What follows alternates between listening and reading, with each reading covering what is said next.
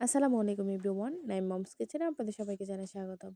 শীতের এই পিঠাপুলি আয়োজনে আজকের পর্বে আমি আপনাদের সাথে শেয়ার করব খুবই জনপ্রিয় একটি পিঠা, ছিটা পিঠা বা ছিটা রুটি। আশা করছি আমার আজকের রেসিপিটি আপনাদের কাছে ভালো লাগবে।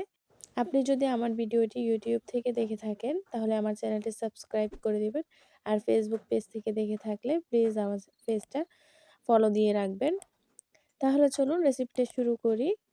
প্রথমে আমি একটা মিক্সিং বোলে দিয়ে দিচ্ছি বাজার থেকে কেনা শুকনো চালের গুঁড়া 1 কাপ, দিয়ে দিচ্ছি হাফ কাপ ময়দা। ময়দাটা দিলে পিঠাটা অনেকটা সফট হয় আর বেশ অনেকক্ষণ সময় ধরে পিঠাটা একদম তুলতুলে নরম থাকে। দিয়ে দিচ্ছি হাফ চা চামচ লবণ, দিয়ে দিচ্ছি আমি 1 টেবিল চামচ পরিমাণ রান্নার তেল। এবার শুকনো উপকরণগুলো আমি একসাথে ভালো মতো মিশিয়ে নিচ্ছি।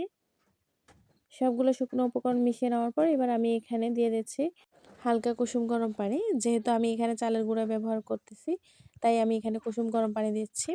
সবগুলো পানি আমি একসাথে দিচ্ছি না, আমি অল্প অল্প করে পানি দিয়ে একটা ব্যাটার তৈরি করে নিচ্ছি।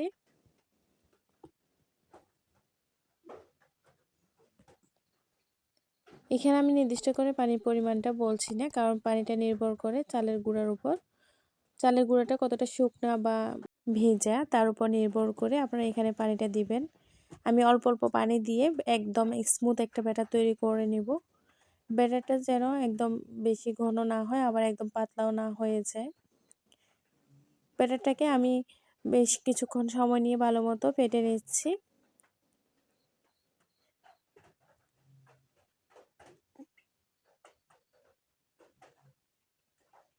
5-6 মিনিট সময় নিয়ে আমি ব্যাটারটাকে একদম ভালো মতো ফেটে নিয়েছি। এবার আমি ব্যাটারের কনসিস্টেন্সিটা আপনাদেরকে একটু দেখিয়ে দিচ্ছি। ব্যাটারটা একদম পাতলাও করিনি আবার বেশি ঘনও রাখিনি। এবার আমি চলে যাচ্ছি চুলায়। চুলায় আমি একটা প্যান বসিয়ে দিয়েছি। এবার আমি এখানে কিছুটা তেল ব্রাশ করে নিচ্ছি।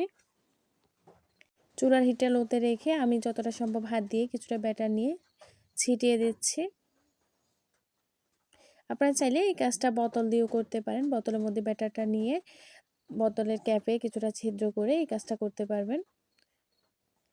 পিঠাটা হয়ে আসলে এবার আমি স্প্যাচুলা দিয়ে পিঠাটা তুলে নিচ্ছি।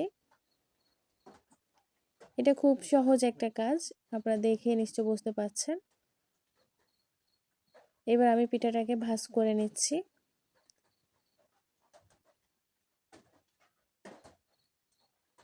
পিঠাটা দেখতে যতটা সুন্দর খেতে তার থেকেও বেশি মজা।